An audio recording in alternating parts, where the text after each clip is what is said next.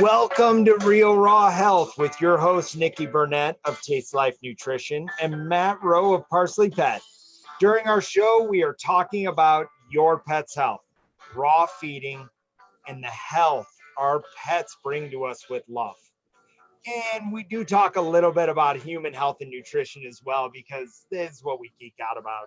So welcome, Nikki, to this week's show. Thanks, Matt. This is going to be a fun one. This is one that we've been talking about for quite some time, and I think it's timely due to the time of year. So this is going to be a fun show. We're going to talk about fleas and ticks and heartworms, and is it really necessary to poison our animals to get rid of fleas and ticks and heartworms? Yeah, and it's crazy to think. I mean, when you look at all the products that are out there for flea, tick, and heartworm, guess what they're in the business of? Selling flea, tick, and heartworm medication. So they're going to go to the negative side as fast as they can and put some fear inside of you, saying, if you don't do this, this is so dangerous, all this type of thing. And then we're not saying it's not dangerous. So it's definitely something that as a pet parent, you have to pay attention to. But I think with the proper attention and care given at the time, there are so many alternatives out there to putting a chemical on your dog. I mean, you look at Frontline, when you put it on the neck, they're showing signs that is causing issues where they actually apply that medicine on the neck. Because issues like what, Matt? What's that? Issues like what? Well, they're actually seeing cancer show up on that spot where it goes in, because you got to remember, the skin is an organ. It is the largest organ in our body. And this one's on it. And so your dog has skin. I mean, that's what the hair is growing off of. That's all that, everything that goes into it.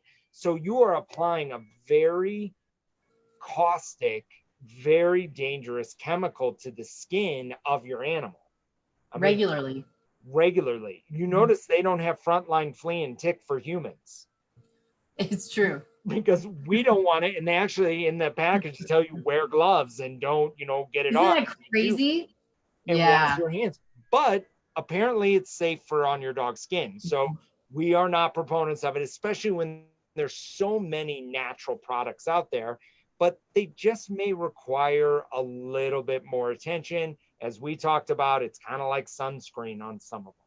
Like you may have to apply it daily, especially if you're, Nikki, you go camping with your Carolinas, and this is just what you do. You're like, okay, we just, like with your kids, you're gonna put sunscreen on them if they're outside playing on that side. So it's not like you're gonna ignore your poor kids that are outside playing in the sun. Well, you're not gonna ignore your wonderful other four-legged furry kid when they're out camping or playing outside or doing all that type of stuff.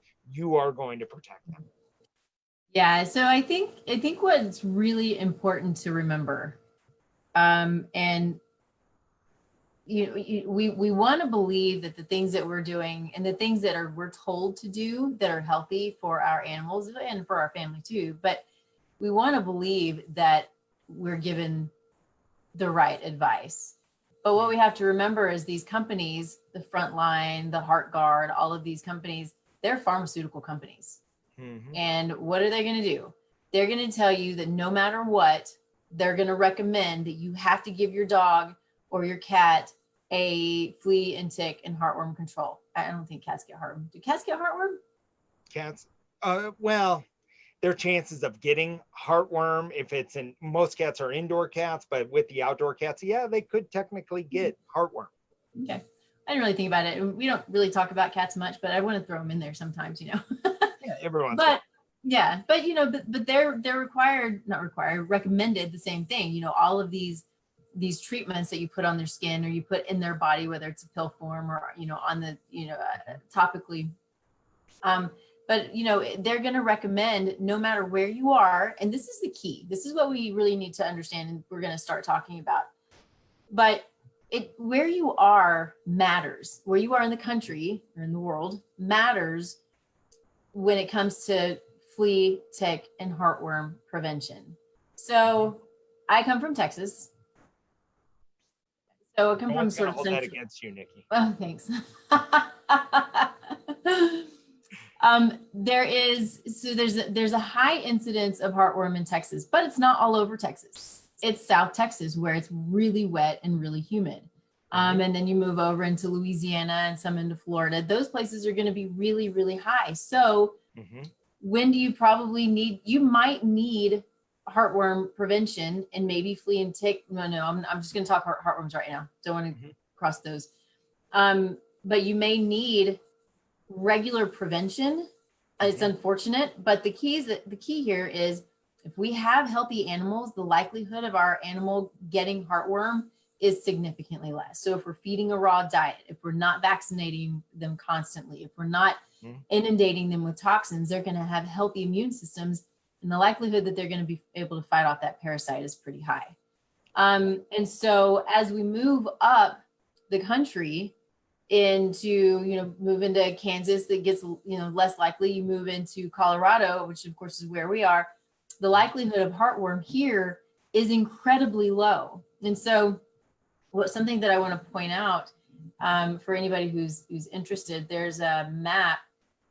It's just a heartworm incidence map, and it's actually put out through the American Heartworm Society. The American Heartworm Society is supported, I think, in large part, if not in all, by these pharmaceutical companies. So, but it is a good map that shows us that there's almost no heartworm here in Colorado. And then as you move up into central and northwestern United States, there's just not much going on there. So we don't need to do monthly heartworm protection, right? And if you do need to do it regularly, don't do it every month. Think about doing it every 6 weeks. Think about, I want you to talk about the temperatures, Matt. Yeah. So why the incidence rates are low in, the northern states, when you come to Colorado, when you go up to the Northeast, is because of the ambient outside temperature. So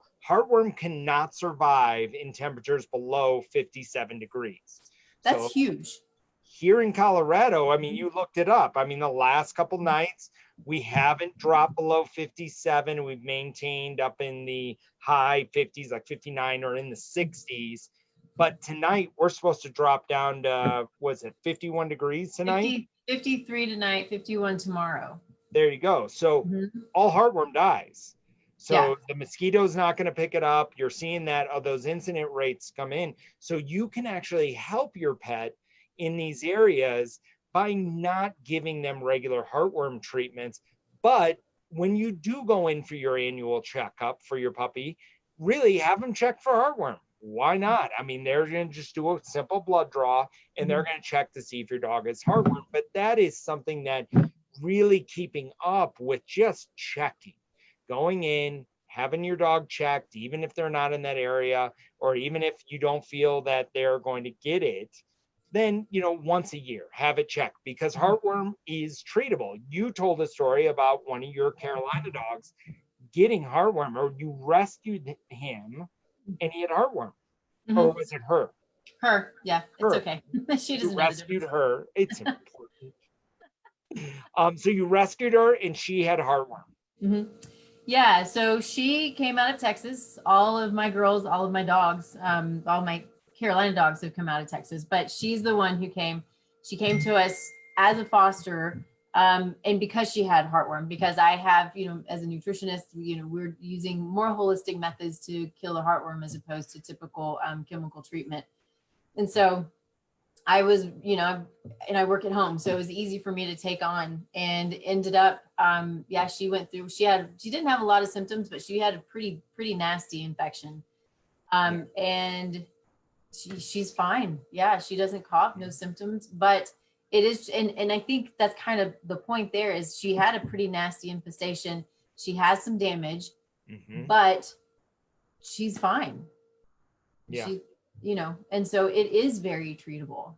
They make it very scary, and it is scary. It's not something that we want our animals to deal with, but a note that you had said, or a point that you had said a little while ago was, if in that year the dog is determined to have heartworm, you had him tested a year ago, you had him tested again. In that year, an infestation is likely not going to be that big a deal. And so much easier to treat. So yeah, I think it's important to keep that in mind. Another thing when it comes to the temperature, what you had said was if the temperature, so like over the next 2 days, it's going to be below 57, but then over the next week, it's going to be above 57. So that 7-day period, that's when we want to start to pay attention to how many days above 57 we're going to be, because then, you know, we might consider, okay, and I want to talk about the likelihood of actually getting heartworm, but if we're nervous about it, that might be when we start thinking, okay, so it's 7 days above 57, the heartworm's life cycle is, you know, doing what it does. I'm not an entomologist. But then, so that's the point where we want to maybe consider prevention if we want to.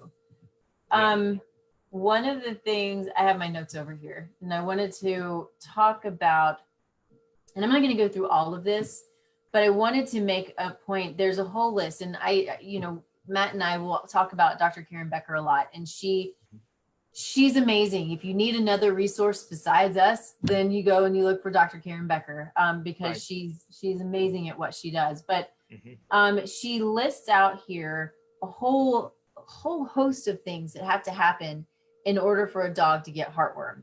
And she's talking about, you know, where the mosquito is, the type of mosquito, the age of the mosquito, where the dog is, all of these things. So the chances, although they happen, are quite low. So you consider, especially here in Colorado, all of those things have to be, you know, in perfect unison for it to happen. Plus, we just don't have it here. So do we really need to give prevention here in Colorado with heartworm? I mean, you got to make your own decision, do your own research. My thought is probably not. Yeah. And that's a really good point is, you know, with everything that's out there right now, you're really taking a look at it and saying, what are the incidence rates? And I love how you said that. Yes, go to Dr. Becker's website and take a look at what are all the variables that need to be put in place. And if you read them and you're like, check, yep, I got it. This happens, this happens, this happens. Then all of a sudden, you know that this is just part of the protocol when you take your dog into the vet. Yep, I want to check for heartworm. Or you have the preventative medicine that you do treat based upon the prescription on the back of the package. So really, when you're coming through on that, based on your area, it can either be a concern or not a concern. So definitely if you're in those southern states and it's been over 57 degrees for 7 days, then all of a sudden the heartworm can actually grow, the mosquito can pick it up, and then the mosquito can transfer it to your dog. But that means a mosquito has to be, you know, basically go from larva to an actual mosquito in water that has heartworm, find your dog and bite it. It's not impossible, but then your chances of them actually getting it decrease. So as long as you're watching all those pieces, Nikki's right. I mean, when you're looking at all that, is definitely if you're concerned about feeding HeartGuard, or if you're reading about it on Dr. Becker's website and you're like, wow, I really don't want to give this to my dog, it's going to cause potentially issues down the road. You can mitigate your risk by really taking a look at, okay, was it over 57 degrees? And, you know, I grew up in Illinois. It definitely goes above 57 degrees at night for well over 7 days. And so when I lived in Illinois, yeah, my puppy got HeartGuard. But it was only during that period. I didn't give him HeartGuard year round. I gave her HeartGuard maybe for a 3-month stint out of the year, and then they were off of it. It's not something that needs to be given on a regular basis. And that's what I've done here. It's what I did back in Texas too. I mean, it froze in Texas. And so if I did it, and this is before I knew as much as I know now, but I knew that I didn't want to give them chemicals all the time. And so, you know, we learn and we grow. But up here, what I've done in the past is given them probably 2 doses. And that's been a dose probably in June and then maybe in August. That's kind of been what I've done. I haven't, my husband and I are in the middle of a little bit of a conversation about this because he knows what it's like for a dog to have heartworm now that we've had one, right? Right. And it was, it's a process. Of course, she was really sick, or she was really infected. She didn't seem really sick, but he wants me to go ahead. He's like, okay, mosquitoes are out. I want you to give them their heart guard. Well, okay. And I haven't done it yet. I'm like, Yeah. do I? Is it the worst thing in the world to give 2 doses throughout the year? What kind of, and I think about, I can't help because of who I am. What kind of impact is that going to have? Will it change their epigenetics? It could. It's a toxin. It's a toxin. Yeah. I am intentionally putting poison into my kids, right? So, and again, sometimes it's necessary, and the vet will tell you the amounts are so low, they're way below whatever threshold and whatever level, and right? So, fine, Right. okay, but I still can't help but to think I'm putting toxins into their little bodies. So, I'll tell you that I'm still just on the fence. We'll see what I decide to do. What are you doing here? Are you going to do any heartworm prevention here in Colorado? No, not here. Yeah. I'll do regular blood work like once a year, and I'll check for it at that time.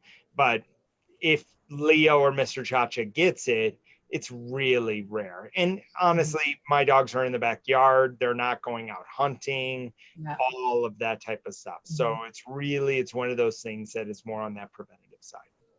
So I think I want you to also, I know that you just did a Facebook Live with Dr. Judy Jessic, right? Yep. And so give her comments on this as well, because, people, I mean, I know that we know what we're talking about. We do our research, it's why it took us a little while to do this. We wanted to make sure that what we wanted to say was accurate and things like that. But we're also not vets. And so I'm curious, what all she had to say about this and what her perspective is.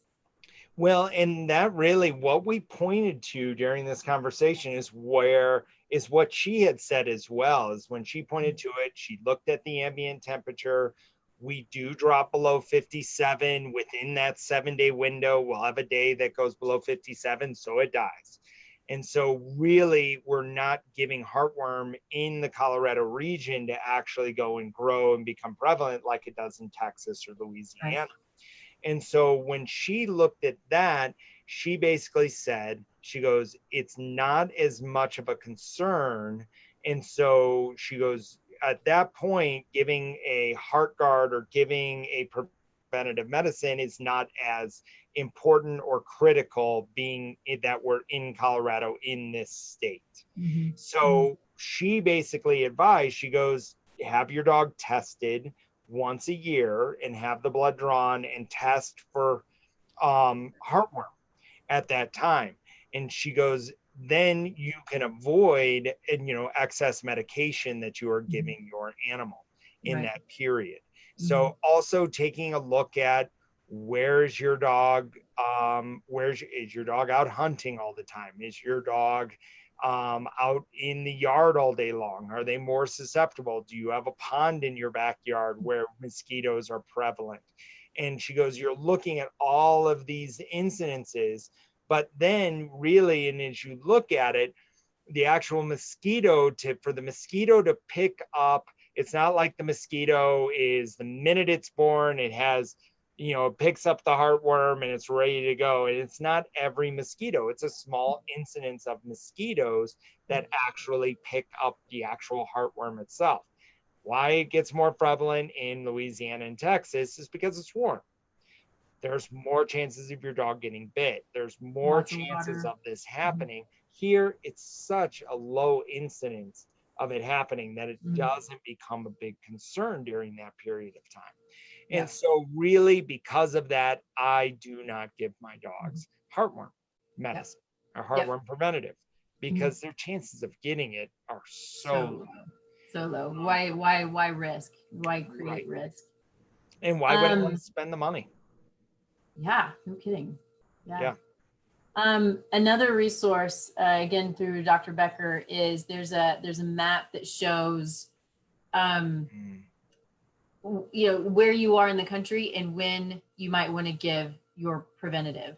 So if like where we are, I think it's kind of showing what I did or what I have done in the past is, once in June and once in August or something like that. And then you get beyond that, your days are going to start getting cooler and there's no point. And so really paying attention to those things in order to, reduce the risk, save money. Yeah. And keep your little munchkin healthy. We do Right. We're told to do so many things that are just so incredibly toxic. It's kind of amazing to me, really. Right. So let's move into if you're ready, flea and tick. I want to say one more thing about heartworm. I asked her a question. Can my dog get heartworm from drinking out of communal bowls at the dog park? No. She said no. Has to be a mosquito. Your dog will not get heartworm from drinking out the communal dog bowl that's at the dog park. Right. All right. That's my last point on that one. Yeah, no, it's awesome. So kind of a similar situation, but again, coming out of Texas, fleas and ticks everywhere, right? All over the place. Here, no fleas that I know of. I've never seen any here. I've never heard of it. But I have seen ticks, and there are some ticks. But we are still recommended to give flea and tick preventive once a month for our dogs. Right. How insane is that?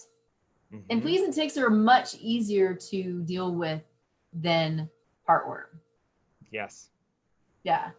So level. I mean, you see them. I mean, if your dog has fleas, you see them. They jump off your dog. They get on your couch. They get on you. Like, I mean, that's what they want to do. They want to spread. Yeah. Yeah. So I know there was a time back, I don't know, a couple of years ago, we went to Kansas and the dogs came home and they had some fleas. And actually, I think they were just a couple. So it wasn't many. And, but I took them, there was time for them to go to the vet and the vet's like, oh, they have fleas. And they're like freaking out. I'm like, okay. So they wanted to give me some kind of preventive. And I said, no, I'll do diatomaceous earth. They're like, what would you do that for? I was like, because it'll get rid of the fleas. And they were like, okay, well, if that's what you really want, but let us know when you want to purchase this, flea and tick control. Right. And so I went home and I put diatomaceous earth on them and they died. A little bit messy. Died. Yeah. Yes. Not the dogs. The fleas died. You'd be terrible. We're in the show. Oh yeah, we did that. Dog died. No. We want the fleas to die. We want the fleas and ticks to live. So diatomaceous, I'm going to say that incorrectly again. Diatomaceous earth. Is that right? Diatomaceous earth. Diatomaceous earth. How did you treat your dog with that? How did it work? It's a powder. So diatomaceous earth is really cool stuff. It is actually fossils from ancient critters. Okay. And so it's just a powder. So we can take it, we can ingest it if we want to. I think it's used for internal parasite control, but it's also used for external parasite control. I've never taken it. I've not given it to the dogs internally, but because of what it is, really kind of gross. But the fossils, these little buggers are so sharp that it just literally tears, not us, not the dogs because we're bigger, but these little critters, gets under in their parts and pieces. And yeah, it just kind of shreds them, but it gets rid of them. So do you make a paste and then spread it on their fur? Or just sprinkle the dust? It's just powder. You just put the powder on and you rub it in, and then you got to give them a bath because you get white powder everywhere. But yeah, it works beautifully. Yeah. Mm-hmm. There you go. I mean, that's a great alternative that if you're looking at, you're concerned your dog has fleas or anything like that, diatomaceous earth. Diatomaceous earth. Diatomaceous earth. I'm going to say it 1,000 times and screw it up. I love it. And that will get rid of fleas if you feel your dog has fleas. That's just a great product. You can sprinkle on top of them. Make sure you wash them afterwards, but that'll get them off of their skin. Also, from a preventative side, what other things have you done before you go out to actually help control that? Yeah. So a couple of things. So if you live in Texas or if you live, anywhere where there is, prevalence of fleas and ticks, you can put diatomaceous earth in your yard. and it will also help to control them as well. And I think it's also good for the garden. I mean, it's, you know, I don't know what it contains, phosphorus probably and stuff, calcium, I don't know. Good fossils and stuff. Yeah. Yeah. But you know, there are things, you know, there are actually some pretty decent, you know, they're not mainstream, but moving to mainstream products that are just essential oils, and you can also make your own, right? Be careful. Yeah. Not all dogs can't do a bunch of the same essential oils that we can, but they can do a lot of them. But things like peppermint and cinnamon and there's a what's the citrus? I can't remember. What's that plant that we always put outside? Citronella. Citronella. Thank you. That's it. Oh, you're welcome. And My moments, clove. Nikki. What? I said I get my moments. They're not often, but every once in a while. That's perfect. But clove is another good one. So these combinations of essential oils, and you spray it on them. And I mean, you have to do it on a, you know, fairly regular basis. You know, if I'm going out camping or hiking or whatever we're doing, and especially if they get in the water, right, you're going to have to reapply. But I would carry it with me just like I would carry my water bottle. I don't wear much sunscreen, but if I needed sunscreen, I'll carry it on me if I know I'm going to be out for hours and hours. So you just carry it with you so you can continuously put it on them and know that they're going to be safe, and you're not creating, you know, more of a toxic load on their little bodies. And those essential oils work really, really well, even after the fact. This was years ago in Texas, but we used some of this on ticks that were already on the dog. So we didn't put anything on. They got into some ticks and put the essential oil on, and they, you know, it takes a few, but they just fall out. Yeah. Because really, I mean, you look at essential oil, most essential oils are antimicrobial. So they want to, so whatever the tick is attaching to at that point, they don't like it. Yeah. So they want to repel from it. They know it can kill them. And so they just don't want to be around it at all. And there are there's some really other good natural sprays that you can get at your vet store, at your pet store. But yeah, there are some other, and definitely take a look at those natural alternatives. I mean, you can type in a Google search, natural alternatives for flea and tick, and they are available. The issue is that you have to apply it like sunscreen regularly. So let's say once a day, you're spraying your dog down with it. I know with Leo and Mr. Cha-Cha, I'll do it once every 2 weeks because we're here in Colorado. There aren't any fleas. There are not a lot of fleas at all. And ticks are pretty rare. So I'll give it to them once every week or once every 2 weeks. And it's just when I brush them down, because, you know, I do comb their hair and, you know, brush their hair and that type of stuff. But every time I do it, I just spray. It's a spray bottle. I just spray a little bit, especially right around the soft skin areas underneath their arms and right around their groin area where there is skin exposure right there. Right. And I want to keep it off. And I definitely make sure I don't get it near their eyes at all. If I do it around their heads, I'll spray it on my hands and then just rub it around their collar area around there. And literally takes me 3 minutes. Right. Apply this. Yeah. It's the smart thing. You know, I typically will only do it if we're going up camping or, you know, to the mountains, just for the ticks. And, you know, sometimes I'll put the same thing on me. I don't want ticks. But, you know, we'll put it on us and we'll put it on them, and it works really well. It's pretty rare these days, if we're here in Colorado, that we have any issue with ticks. But you know, we have to take into consideration there are those places. You've got East Texas. It's just, we would go camping in East Texas when we were there, and ticks would fall out of the trees. I mean, it's crazy. It's kind of disgusting, but they would. And so definitely we have to be vigilant when we're in those situations, in those areas where there are some pretty nasty little critters out there to put the stuff on. And again, it's easier than heartworm, because you can see them and you know where they're coming from, and you want to protect yourself and protect your dogs and that kind of thing. But that's it. I think. I mean, that's really, it's that simple, and really protecting yourself, protecting your dog, but really you're taking that extra little level of care to helping your animal thrive in Yeah. all of these moments of their Mhm. life. And this is just something that we want to create the awareness for you, that there are alternatives. There are different ways that you can deal with heartworm, deal with fleas and ticks. You don't have to follow right along with mainstream Mhm. if you are concerned about the chemicals that you're putting on your dog. And if you're concerned, and we hope that in this moment of awareness, you become concerned about the chemicals that you are ingesting, that you're feeding your Yeah. dog. That's why a raw diet is best. But you pointed to, and I'll end on this topic, the healthier nutrition, the healthiest nutrition you feed, the healthier, I don't know how I'm going to say that right. If you feed your dog really well You feed your and dog really good. give them proper nutrition. I'm not going to go try to create this as some word wizardry out there, but yeah, I'll just say it very aptly.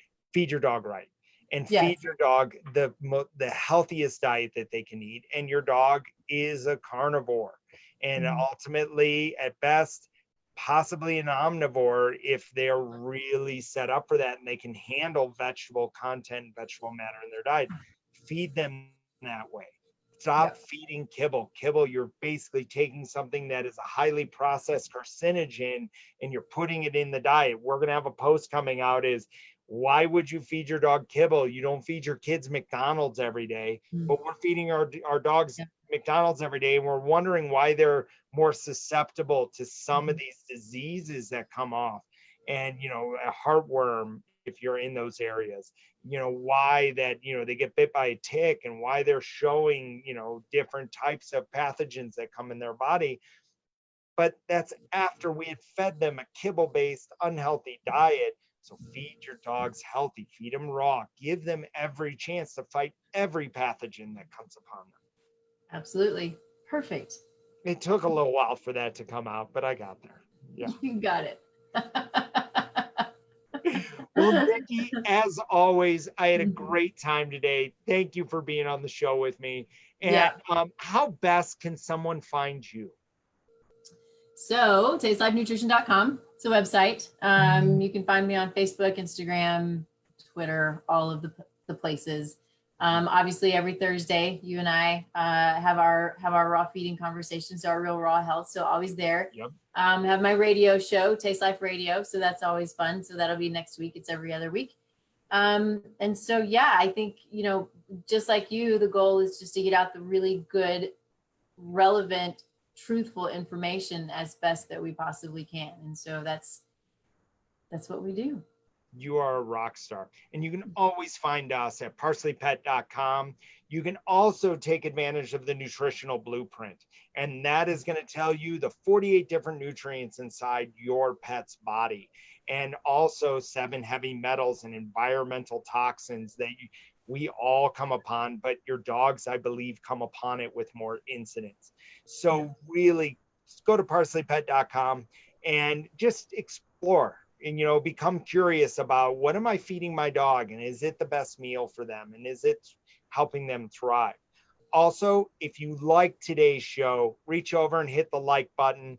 Also, you can follow Taste Life Nutrition and just go ahead and start following Nikki, or follow us at parsleypet.com. We're so happy that you were with us today. We're so happy you watched the video and got a little bit more aware about what's coming on around you. And hopefully this can start your journey on helping yourself and also helping your pet thrive in today's environment. Awesome. That's perfect. I think I'd like to add to something that we don't typically say, but I think it's important.